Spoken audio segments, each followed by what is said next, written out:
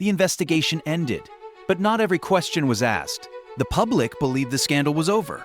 Some leads were never followed, and those gaps were never officially revisited. In 1972, a break-in occurred in Washington. It targeted the Democratic National Committee. The location was the Watergate complex. At first, it appeared minor. Then, connections began to surface. Political operatives were implicated. Money trails emerged. Public attention intensified quickly. What began as a burglary escalated. It became a constitutional crisis. The presidency was directly implicated. Public trust was suddenly at risk. Congress faced a credibility test. The justice system faced unprecedented pressure. The outcome would define executive power or expose how far it already extended.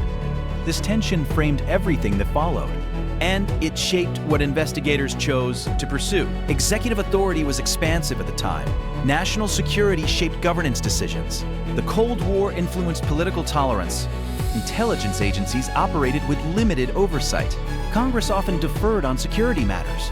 Media access depended on institutional cooperation. These conditions shaped investigative limits. They also shaped political caution. 5 men were arrested.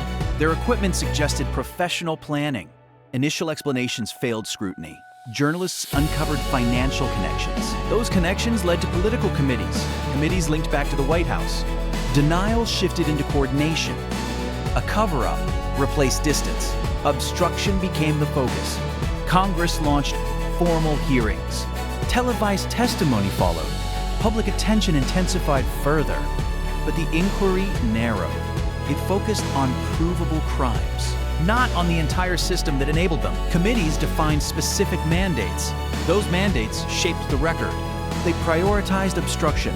They prioritized abuse of power. They prioritized criminal liability. They did not examine the full political ecosystem.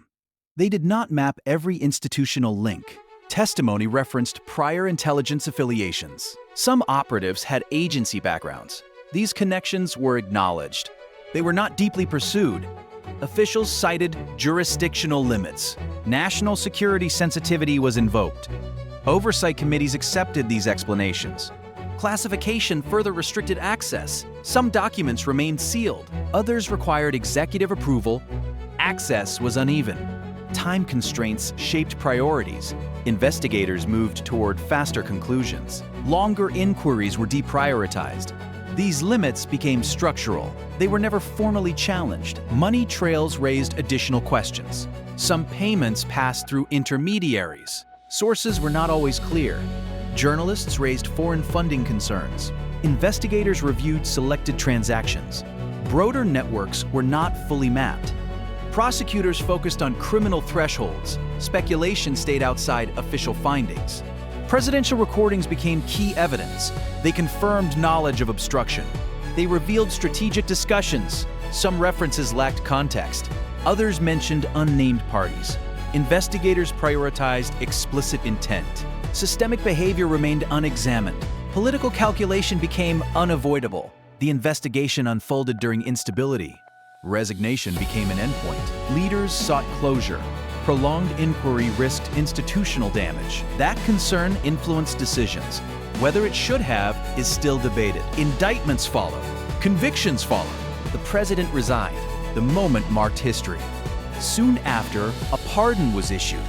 Legal exposure ended immediately. No further inquiry was authorized. The case closed formally.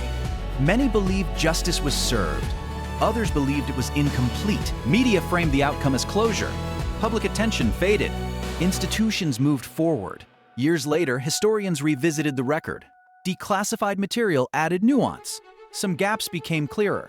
Others remained unresolved. No formal review followed. Some historians defend restraint. They cite constitutional stability.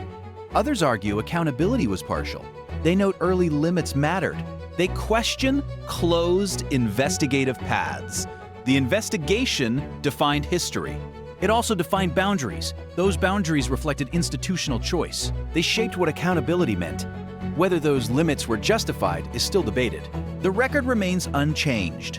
Thanks a lot for watching. If you liked this video, consider smashing the subscribe button.